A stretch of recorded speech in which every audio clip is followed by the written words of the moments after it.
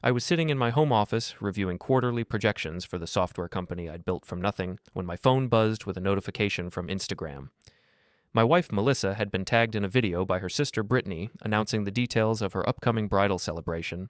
Not the actual wedding, mind you, but a pre-wedding celebration that apparently required its own event, its own guest list, and its own astronomical budget. I almost scrolled past it. Almost. But something made me tap the video, watch Brittany's excited face as she gushed about the exclusive venue and once-in-a-lifetime experience she was planning for her closest 50 friends and family members. Then I scrolled down to the comments. That's where I saw it. That's where everything changed. Melissa had written, "Good thing I'm paying. My husband is pathetic with money. He couldn't cover a happy meal if he tried. But hey, at least I married him for his looks, right?" 17 likes. 3 laughing emoji reactions. Her cousin Ashley had replied, "Girl, we been knew you were the breadwinner." Brittany had added, "Thank God one of us got the financial genes. Love you, sis." I stared at that comment for a solid minute, reading it over and over, trying to make sense of how my wife of 6 years could write something like that, how she could reduce me, our relationship, our entire life together into a punchline for her family's entertainment. Pathetic with money. Couldn't cover a happy meal. Married him for his looks. My name is Nathan Cross. I'm 34 years old. I founded a cybersecurity software company 8 years ago that now employs 43 people and generates annual revenue in the mid-8 figures. I own our house outright, a 4-bedroom colonial in a neighborhood where the average home sells for $1.2 million. I drive a 3-year-old Audi that I paid cash for. I have investment accounts, retirement funds, and a stock portfolio that would make most financial advisors weep with joy. I am not, by any reasonable definition, pathetic with money. But my wife had just told the world I was. And she had done it casually, carelessly, as if humiliating me publicly was just another form of family banter, something to laugh about over mimosas at brunch. I sat there in my office, my phone still displaying that comment, and felt something cold and final settle in my chest. Not anger, exactly. Not even hurt, though that would come later. What I felt was clarity. The sudden, crystalline understanding that the woman I had married, the woman I had built a life with, did not respect me. Maybe she never had. Before we get into it, don't forget to like and subscribe, and hit hype to boost this episode. Drop a comment below with your city or country. I'm always curious where viewers are joining from. Melissa and I met 7 years ago at a mutual friend's wedding. She was the maid of honor, beautiful in a way that made people turn to look at her when she entered a room, long dark hair, striking features, a laugh that could light up a space. I was a groomsman, recently successful after selling my first iteration of security software to a major tech company, cautiously optimistic about my business prospects, but still relatively modest in my lifestyle. She approached me at the reception, drink in hand, smile bright and flirtatious. "You're Nathan, right? The tech guy?" "Guilty," I'd said, charmed by her directness. "So are you like Mark Zuckerberg rich, or just regular person rich?" I'd laughed, thinking she was joking. "Neither, really. I'm comfortable." "Comfortable," she'd repeated, tasting the word. "I like comfortable. Comfortable means you're not going to bore me with stories about your trust fund or your family's yacht club membership." Looking back now, with the benefit of hindsight and disillusionment, I realized that conversation should have been a warning sign. She was already categorizing me, assessing my worth, determining what bracket I fit into in her mental filing system of potential partners. But I was smitten. She was gorgeous, fun, spontaneous in ways I wasn't. Where I was methodical and careful, she was impulsive and bold. Where I preferred quiet evenings working on code or reading, she wanted to go out, be seen, experience everything. I thought we balanced each other out. I thought she made me more adventurous while I made her more grounded. I was half right. She did make me more adventurous. But I never made her more grounded. She just became better at hiding how ungrounded she really was. We dated for 11 months before I proposed. Her family loved me, or at least they seemed to. Her father, Richard, was a retired insurance executive who seemed impressed by my business acumen. Her mother, Patricia, was warm and welcoming, always asking about my work, my family, my plans for the future. Brittany, Melissa's younger sister by 3 years, was friendly enough, though I noticed early on that she and Melissa had a competitive dynamic. Everything between them was a contest. Who had the better boyfriend, the nicer apartment, the more impressive job title, the more enviable social life. When Melissa told her family I'd proposed, Brittany had hugged her sister and said, through gritted teeth, "I'm so happy for you." But her eyes said something else entirely. They said, "You won again." I should have paid more attention to that dynamic. Should have realized that Melissa's need to win, to be the best, to have the most impressive life, wasn't just about sibling rivalry. It was fundamental to who she was. The wedding was beautiful. Expensive, but beautiful. I didn't question the cost.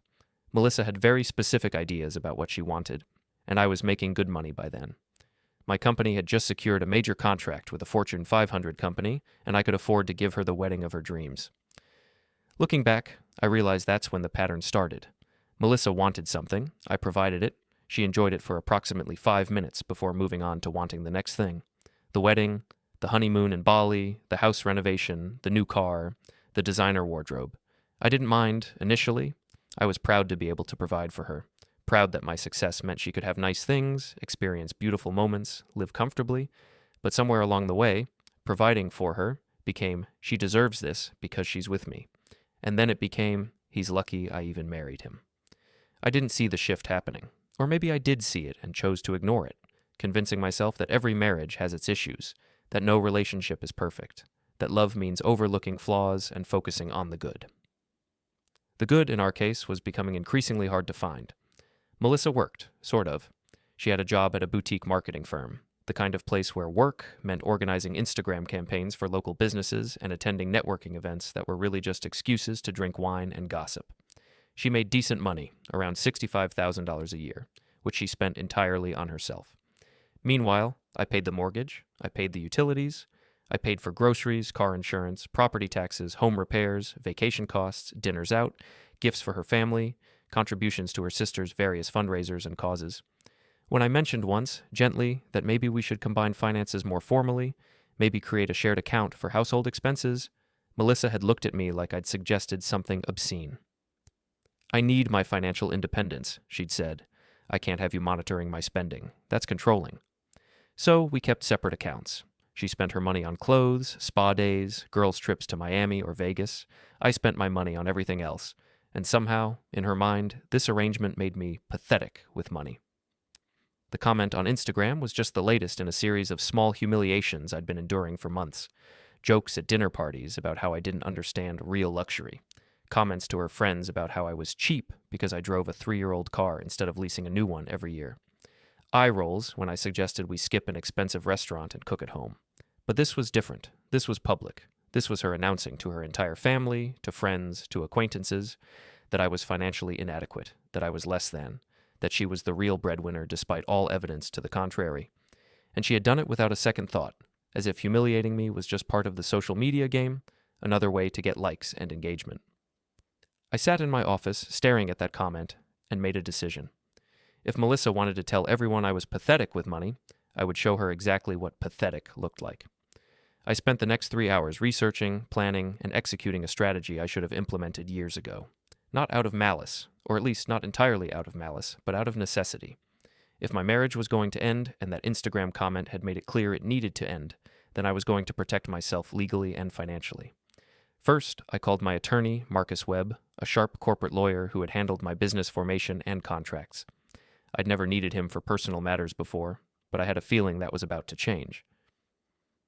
Marcus, I need advice on separating marital assets. There was a brief pause. Nathan, are you and Melissa having problems? Yes, and I need to handle this carefully and legally. We talked for 40 minutes.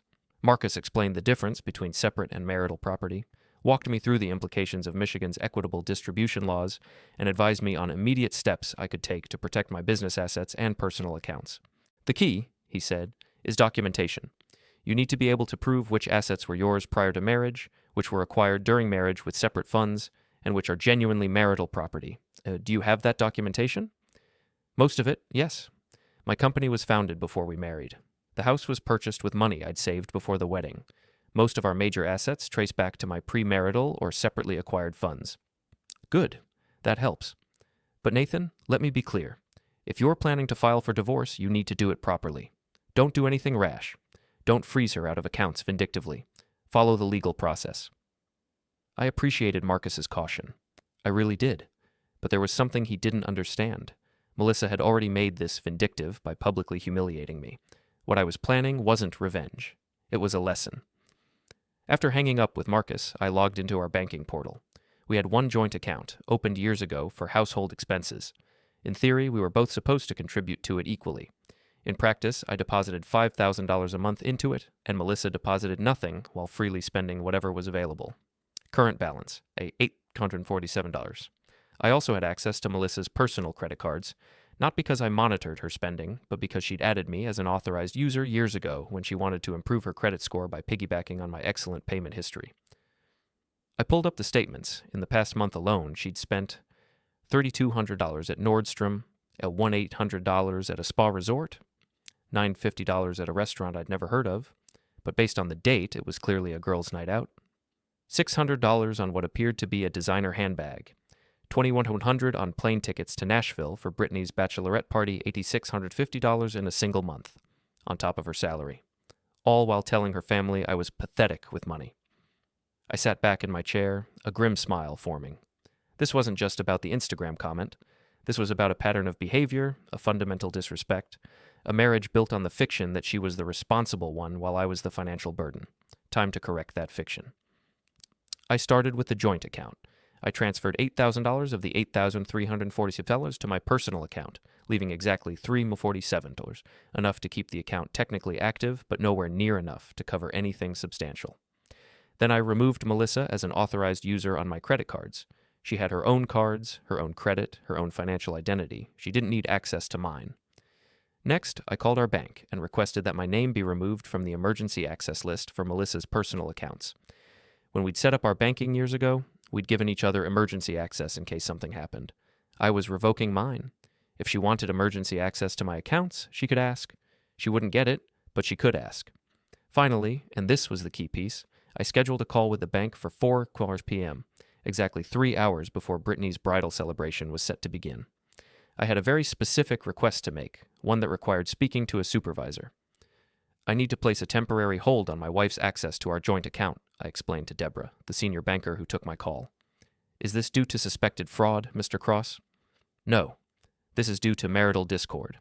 I'm in the process of consulting with attorneys about a potential separation, and I need to ensure that our shared assets are protected until we can formally sort out the financial arrangements. There was a pause. Deborah had clearly handled situations like this before. I understand. We can place a temporary hold on the account, requiring both parties to be present for any withdrawals or transfers exceeding $200. However, I should note that this may cause significant inconvenience if your wife attempts to use the account for legitimate expenses. I understand. That's acceptable. And just to confirm, you want this hold to begin today at 4 p.m.? Actually, let's make it 4:17 p.m. Precisely. 4:17 was oddly specific, but it had significance. That was the timestamp on Melissa's Instagram comment, the exact minute she'd decided to humiliate me publicly, poetic in a way. After finishing with the bank, I drafted an email to Marcus outlining my intentions and requesting that he draw up separation papers. Not divorce papers yet, just legal separation, the kind that made it clear we were no longer operating as a unified marital entity. I need these ready by tomorrow, I wrote, and I need them to be thorough. I want to protect my business assets, establish clear boundaries on property division, and ensure that I'm not held responsible for any debts she incurs from this point forward. Marcus responded within an hour. I'll have them ready by morning. Nathan, are you sure about this? Once you serve separation papers, there's no easy way back. I wrote back, I'm sure. Because I was. The Instagram comment wasn't the cause of my decision. It was the catalyst. The realization that I had been accepting disrespect for years, that I had been funding a lifestyle for someone who viewed me with contempt, that I had been trying to make a marriage work with someone who saw me as a convenient ATM rather than a partner. The comment was just the moment of clarity, the thing that made me finally see what had been obvious for a long time. I wasn't pathetic with money, but I had been pathetic in love, accepting treatment I should never have tolerated, hoping that if I just provided enough, loved enough, tried hard enough, Melissa would eventually respect me. She wouldn't. She couldn't. Because respect isn't something you can earn from someone who's fundamentally decided you're beneath them. At 6:45 p.m., my phone buzzed. A text from Melissa. Can't wait for tonight. Britt is going to die when she sees the venue. See you late. Don't wait up. Love you. I looked at that text for a long moment, at the casual affection that felt hollow after everything I'd seen, everything I'd realized. I didn't respond. I just set my phone down and waited. Because in exactly 32 minutes, Melissa was going to learn a very expensive lesson about humiliation, and I was going to make sure everyone was watching. Celestia was the kind of restaurant that didn't have prices on the menu. Not because they'd forgotten, but because if you had to ask, you couldn't afford to be there. It occupied the top floor of a restored historic building in downtown Detroit, featuring floor-to-ceiling windows overlooking the city skyline, crystal chandeliers that probably cost more than most people's cars, and a wine list that read like a greatest hits compilation of overpriced European vineyards. Brittany had chosen it specifically because it was exclusive, expensive, and guaranteed to make everyone jealous on Instagram. The bridal celebration, she refused to call it a party, insisting it was a celebration, as if that somehow justified the cost, was scheduled to run from 7:30 p.m. until midnight, featuring a 7-course tasting menu, premium wine pairings, and what the website described as an experience of culinary artistry. Translation. This was going to cost a fortune, Melissa's fortune specifically, because she had proudly announced to everyone, her family, her friends, even the event coordinator, that she was hosting this celebration for her sister.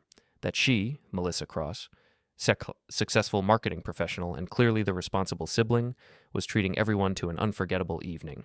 She'd even posted about it on Instagram that afternoon. Can't wait to celebrate my baby sister tonight at Celestia, Detroit. Nothing but the best for my Brit. Sister love, Yacha bridal celebration, Tjod, living my best life. 43 likes within an hour. Comments praising her generosity, her success, her obviously superior financial position. What Melissa didn't know was that I was sitting in my car across the street from Celestia, parked where I had a clear view of the entrance, watching as her guests arrived in their cocktail dresses and designer heels, air-kissing and laughing and preparing for an evening they assumed would be effortlessly paid for. I hadn't been invited, obviously. Melissa had made it clear this was a girls-only affair, though I noticed Brittany's fiancé Derek was somehow included, along with 2 of Melissa's male cousins. Girls only apparently meant everyone except Nathan. That was fine. I didn't want to be there, but I did want to watch what happened next. At exactly 7:34 p.m., the group was seated at a private table in the center of the restaurant, positioned perfectly so that everyone in the establishment could see them, could admire the beautiful people having their beautiful celebration in their beautiful setting. Melissa sat at the head of the table, of course. She'd worn the dress I'd bought her for our anniversary last year, a stunning deep emerald number that cost $3,400, and that she'd claimed was necessary for special occasions. Her hair was perfect. Her makeup was flawless. She looked like exactly what she wanted to be, the successful, generous older sister who had everything figured out. I watched through the restaurant's window as they ordered drinks, as the sommelier presented wine options, as everyone laughed and toasted and performed the ritual of upscale dining. At 8:15 p.m., my phone buzzed. A notification from the bank. Hold activated on joint account number 8734. Effective 4:17 p.m. as requested. Perfect timing. I settled back in my car seat and waited. The real show was still coming. The meal progressed according to Celestia's carefully planned tasting menu. Amuse-bouche, first course, second course, wine pairings between each. Through the window, I could see Melissa holding court, gesturing animatedly, clearly telling stories that had everyone leaning in, laughing, hanging on her words. This was her element. This was where she shined, being the center of attention, the generous host, the woman everyone admired and envied in equal measure. At 9:47 p.m., I saw the waiter approach the table with a check presenter, a leather folder that undoubtedly contained a bill that would make most people's mortgage payments look reasonable. Melissa barely glanced at it. She pulled out her wallet, extracted her credit card with a flourish, and placed it in the presenter without even looking at the total. The waiter took it and disappeared. Melissa kept talking, kept laughing, clearly not concerned about something as trivial as payment. 3 minutes later, the waiter returned. His expression was professional, but I could see the slight awkwardness in his posture as he leaned down to speak quietly to Melissa. Even from across the street, I could see her face change. The confident smile faltered. She said something to the waiter, who nodded and took the card again. Melissa's expression shifted to mild annoyance. She pulled out her phone, probably checking her account balance, trying to figure out what the issue was. The waiter returned again. This time, Melissa's face flushed red. She said something sharp. I couldn't hear it, but I could read her body language, the way she gestured emphatically, the way her voice probably carried to nearby tables. The waiter remained calm, professional. He gestured to the card, then said something that made Melissa go completely still. I leaned forward in my car seat, not wanting to miss this moment. Melissa pulled out a second card. The waiter took it, disappeared, returned with the same result. Declined. A third card. Declined again. Now the whole table was watching. Brittany's face had gone from confused to horrified. Patricia, Melissa's mother, set down her wine glass with an expression that suggested she was rapidly calculating how this could be happening. The other guests exchanged uncomfortable glances, the kind of looks people give when they're witnessing something embarrassing and don't know whether to help or pretend they didn't notice. The waiter leaned in one more time, speaking to Melissa quietly. But this time, I knew what he was saying, because I had specifically called the bank to ensure that when the hold was activated, any attempt to use the account would generate a specific message. I couldn't hear the words from my car, but I knew them by heart. Ma'am, this account was frozen by the primary account holder at 4:17 p.m. today. Melissa's mouth fell open. Her hand went to her throat. She looked at her phone, then at the waiter, then at her phone again, as if staring at it would somehow change the reality of what she was hearing. She said something, probably, "What? That's impossible," and pulled up her banking app. I imagined her seeing the notification I'd ensured would be sent. Account access modified, joint account restrictions activated. Brittany stood up, her voice rising. "What's going on? Melissa, what's happening?" Melissa didn't answer. She was frantically trying cards, her fingers shaking, her face cycling through confusion, anger, and dawning horror as she realized what had happened. Finally, she looked up at the waiter and said something that made him nod sympathetically. He gestured toward the restaurant's entrance, probably offering to let her step outside to sort out the technical issue. But Melissa didn't move toward the door. She grabbed her phone and dialed a number I knew without seeing the screen, mine. My phone rang. I let it go to voicemail. She called again immediately. Voicemail again. A text appeared. "Nathan, call me right now." Then another. "What did you do?" Then, "This isn't funny, answer your phone." I watched through the window as Melissa stood in the middle of Celestia, surrounded by 50 guests who had come for an elegant celebration and were instead witnessing her complete meltdown. Her phone pressed to her ear as she tried calling me a third time. This time, I answered. "Hello? What the hell did you do?" Her voice was shrill, panicked, loud enough that I could hear it slightly even through the restaurant's glass windows. "My cards aren't working. None of them. The bank said you froze the account. Nathan, everyone is staring at me. This is Brittany's night. You need to fix this right now." I let her finish. Let her scream. Let her exhaust herself. Then I said, very calmly, "I did exactly what you accused me of doing." "What are you talking about? Nathan, I swear to God, if you don't—" "You said I was pathetic with money. You told your entire family I couldn't even afford a happy meal, so I decided to show you what it looks like when I'm actually not involved with your finances. How does it feel, Melissa?" There was a moment of absolute silence on her end. I could picture her face, the way understanding would dawn slowly, the way she'd realize this wasn't a technical error or a banking mistake. This was intentional. You did this on purpose?" Her voice had changed, gone from panicked and angry to something else, something like fear. "You froze my accounts because of an Instagram comment?" "No. I protected my accounts because of a pattern of disrespect that's been going on for years. The Instagram comment was just the moment I finally decided to stop accepting it." "Nathan, please. Everyone is watching. I'm in the middle of my sister's bridal celebration. The bill is almost $10,000. I need you to unfreeze the account so I can pay and we can talk about this at home." "No." "What do you mean, no?" "Nathan, you can't do this." "I already did. And Melissa, I suggest you figure out how you're going to cover that bill, because I am not, as you so eloquently put it, going to pay for a real dinner. I'm too pathetic with money for that." I hung up. My phone immediately started ringing again. I declined the call. She called back. I declined again.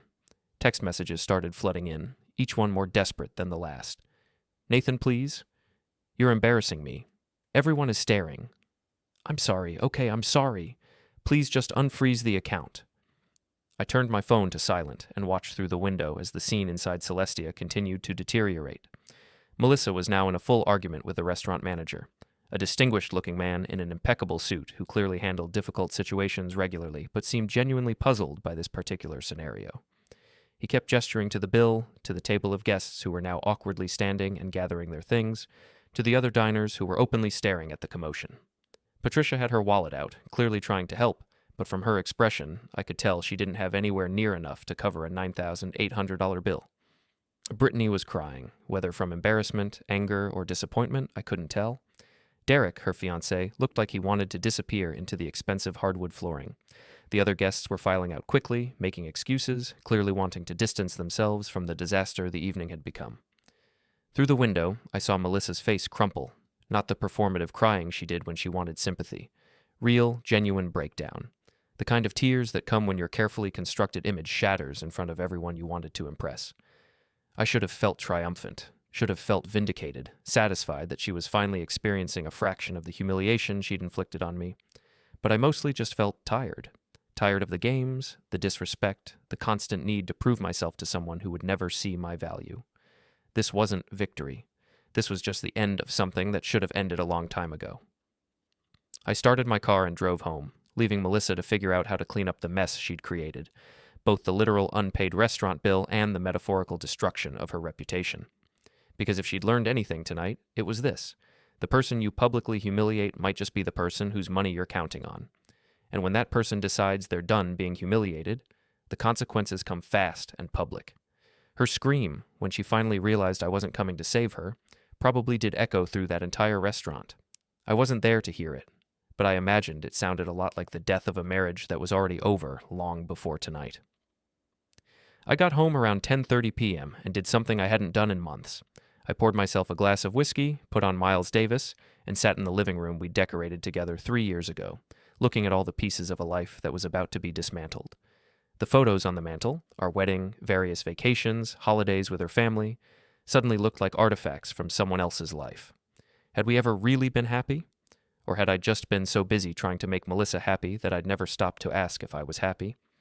My phone was still blowing up with messages, but I'd turned off the vibration.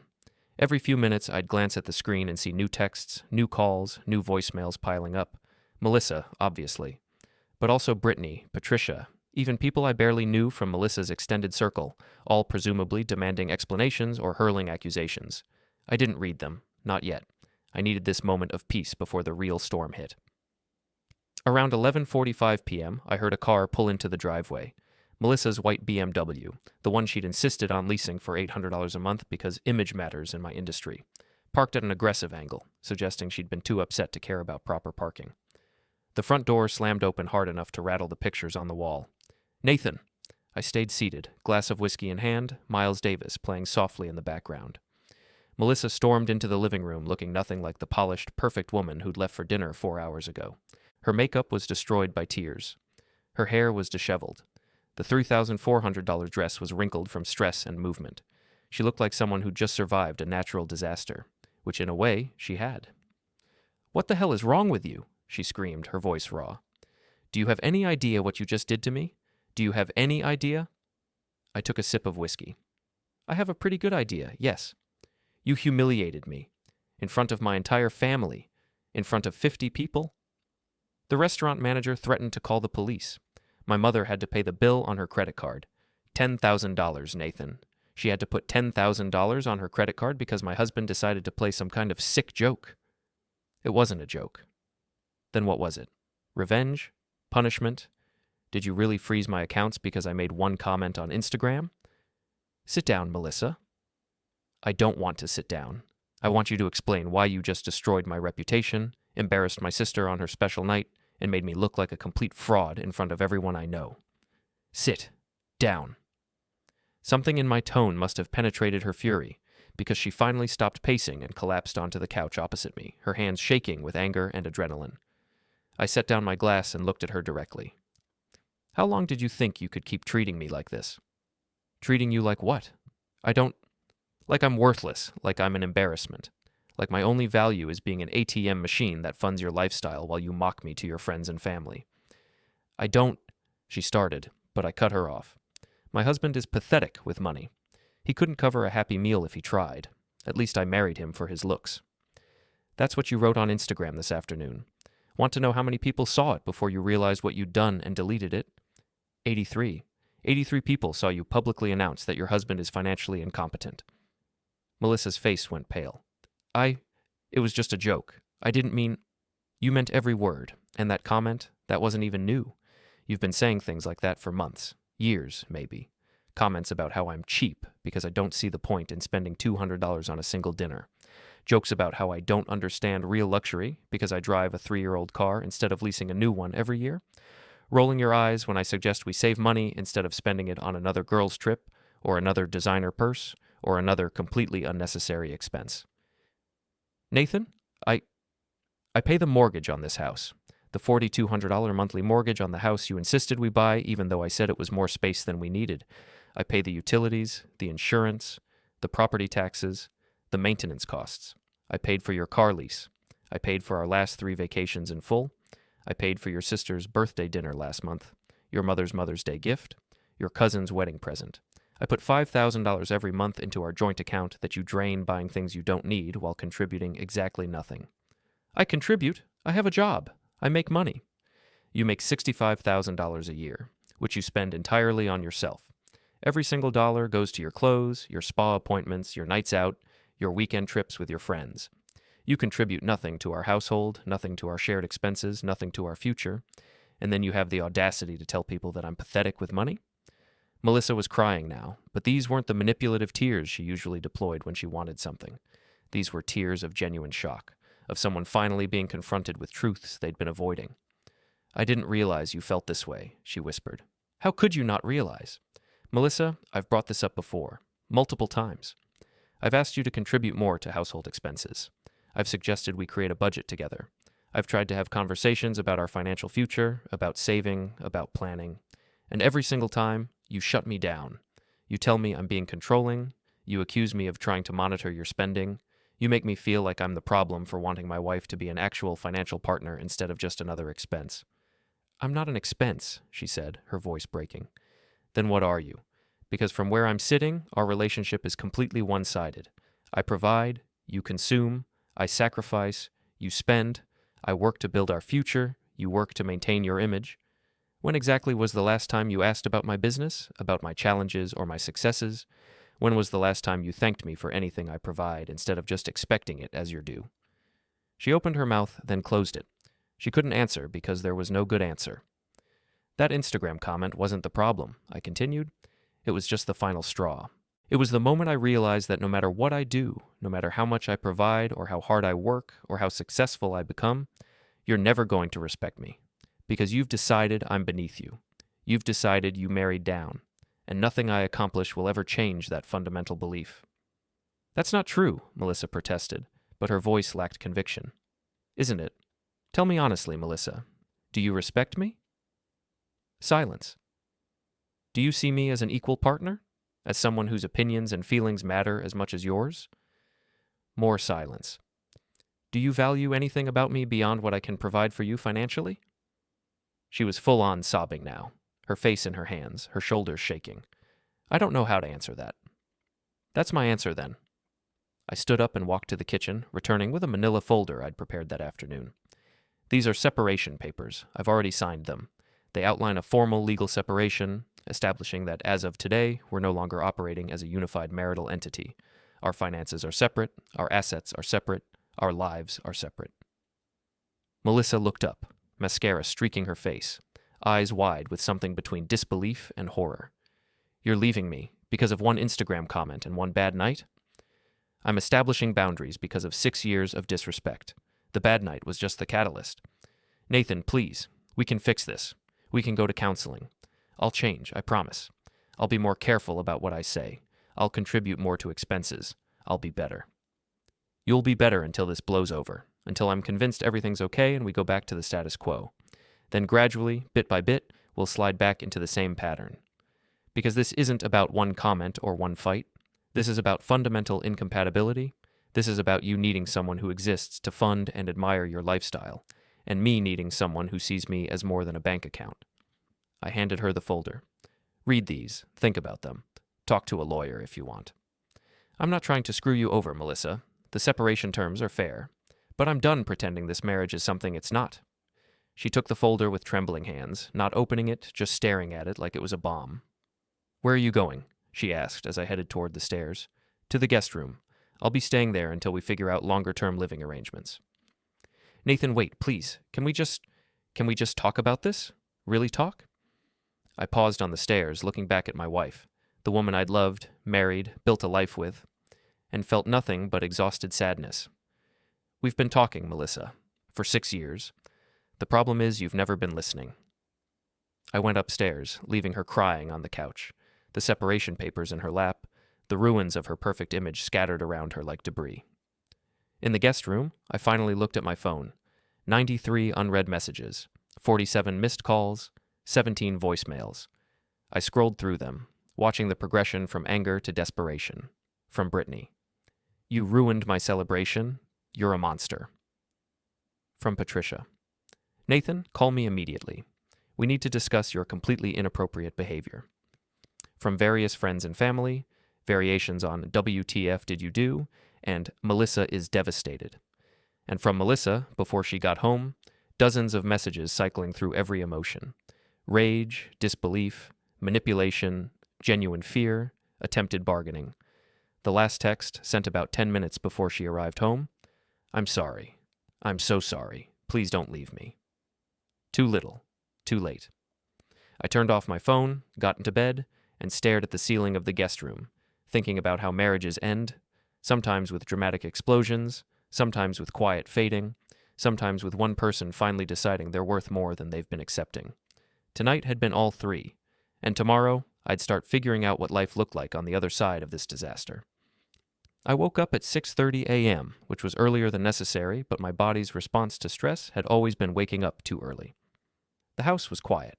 I showered, dressed, and headed downstairs to make coffee, unsure if I'd find Melissa already awake or if she'd cried herself to sleep on the couch. She was at the kitchen table, still wearing last night's dress, the separation papers spread out in front of her, a cold cup of coffee beside her elbow. She looked like she'd been there for hours. Good morning, I said, more out of habit than actual friendliness. She looked up, her eyes red-rimmed and exhausted. I read everything, every page, all the terms, all the legal language, all of it. And you're really doing this. You're really ending our marriage because of my spending and some stupid comments. I'm ending our marriage because we're fundamentally incompatible and you don't respect me. The spending and the comments are symptoms, not causes. She laughed, but it was a bitter, broken sound. You know what's ironic? I called you pathetic with money, but right now, I feel like the pathetic one. I can't pay my credit card bills. I can't cover my car lease. I literally cannot afford to live without you. That's pathetic. It doesn't have to be, I said, pouring coffee. You have a job. You have income. You're perfectly capable of supporting yourself if you adjust your lifestyle to match your actual earnings. You mean if I stop living like I'm successful? No, I mean if you stop living beyond your means. Melissa ran her hands through her hair, a gesture of defeat.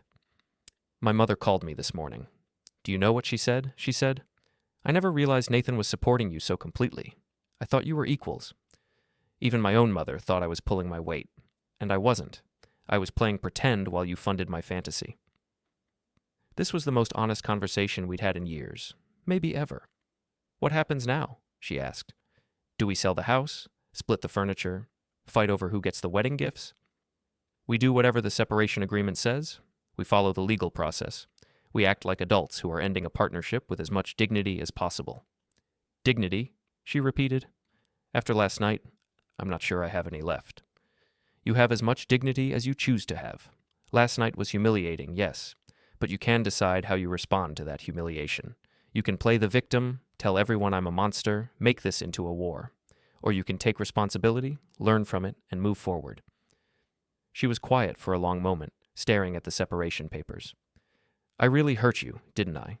It wasn't just about money or respect. I made you feel worthless. Yes, I'm sorry. I know that doesn't fix anything. I know sorry isn't enough. But I am genuinely, truly sorry. I believed her. Maybe for the first time, I actually believed she understood what she'd done, and felt genuine remorse about it. But it still wasn't enough to save the marriage. I appreciate that, I said, and I hope you learn from this. I hope your next relationship is with someone who values you for who you actually are, not what you pretend to be, and I hope you value them for who they are instead of what they can provide. What about you? She asked. What will you do now? I'll keep building my company. I'll focus on work and friends and hobbies I've been neglecting. I'll figure out who I am outside of this marriage. Will you be okay? Yes. Will you? She thought about that. Eventually. Not today. Probably not this month. But eventually. We sat there in our kitchen, two people who'd promised forever and couldn't even make it to 7 years, drinking coffee and watching the morning light filter through windows of a house that would soon belong to only one of us. My phone rang. Marcus, my attorney. Morning, Nathan. I heard about last night. Good news travels fast. In legal circles, yes. I've already had 3 calls this morning from associates asking if I represent you. Apparently, what you did is the talk of every family law firm in the city. Great. I'm famous for freezing my wife's credit cards. You're famous for making a point. A dramatic, expensive, very public point. But Nathan, we need to discuss next steps. The separation papers are just the beginning. We need to talk about property division, asset protection, timeline for divorce proceedings. Can we schedule that for tomorrow? I need today to just process. Of course. But Nathan, be prepared. This is going to get messy. Melissa's family is going to paint you as the villain. People are going to take sides. Your finances are going to be scrutinized. Make sure you're ready for that. I'm ready. After I hung up, Melissa asked, Was that your lawyer? Yes. I suppose I need to get one too. Probably. She stood up, gathering the separation papers, moving slowly like someone who'd aged years overnight. I'm going to stay with Brittany for a few days. Give us both some space. That's probably smart. She paused at the kitchen doorway, looking back at me. For what it's worth, Nathan, you were never pathetic. You were probably the best thing that ever happened to me, and I was too stupid to see it until it was too late. Then she went upstairs to pack, leaving me alone in the kitchen of our house, surrounded by the remnants of a life that was already becoming the past. The divorce was finalized 3 weeks ago. It was surprisingly civil, all things considered. We split assets according to the prenup I'd wisely insisted on before the wedding, a document Melissa had laughed at the time, saying, "We'll never need this." Turns out we needed it. She got her car, her personal accounts, and a settlement that was fair but not generous. I kept the house, my business, and my retirement accounts. We sold the furniture we'd bought together and split the proceeds. The legal part was straightforward. The emotional part was brutal. Melissa's family never forgave me for the restaurant incident. They've painted me as a monster in their social circles, told anyone who'd listen that I financially abused my wife and deliberately humiliated her at her sister's special event. I don't argue with them. People believe what they want to believe. Some of our mutual friends took sides. Most took hers, because Melissa is charming and beautiful and knows how to tell a story that makes her the victim. A few took mine, because they'd seen how our marriage actually worked and weren't surprised by how it ended. I lost some friends. I kept the ones who mattered. My business is thriving. Without the constant financial drain of Melissa's spending, I've been able to invest more heavily in expansion. We're opening a second office in Chicago next month. I bought a new car, a Tesla Model S that I paid cash for. Not because I needed it, but because I wanted it, and I could finally make that choice without guilt or judgment. I started dating again last month. Nothing serious yet, just coffee meetings and dinner conversations, remembering what it feels like to talk to someone who's genuinely interested in who I am rather than what I can provide. It's nice, different, hopeful. As for Melissa, I heard through the grapevine that she moved to Denver with a new boyfriend she met through work. He's apparently quite wealthy, cryptocurrency money, according to Patricia's carefully worded Facebook post. I hope he makes her happy. I hope she's learned something from our disaster of a marriage.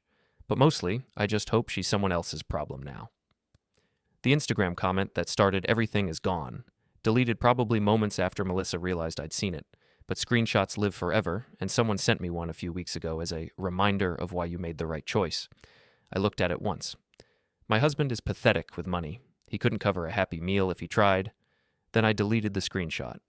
Because I don't need reminders. I know exactly why I made the choice I made. I made it because I finally understood that being generous isn't the same as being a doormat. That loving someone doesn't mean accepting disrespect. That sometimes the kindest thing you can do for yourself is walk away from someone who will never value you. The card declining 3 times. The waiter's quiet revelation. Her scream echoing through that expensive restaurant. Those weren't moments of revenge. They were moments of clarity. The universe showing her exactly what she'd been taking for granted. Exactly what she'd lose when she couldn't stop herself from cruelty disguised as humor. I don't regret what I did. I don't regret the public humiliation or the frozen accounts or the way everything fell apart so spectacularly. Because sometimes people need to hit bottom before they can change. And sometimes you need to stop saving them from that fall. I learned I'm not pathetic with money. I learned I'm quite good with money, actually. But more importantly, I learned I'm even better at respecting myself. And that's a lesson worth every penny. The end. Have you ever been publicly humiliated by someone you trusted? How did you respond? Share your story in the comments. Sometimes the people closest to us reveal their true colors in the most unexpected moments, and that's when we discover our own strength.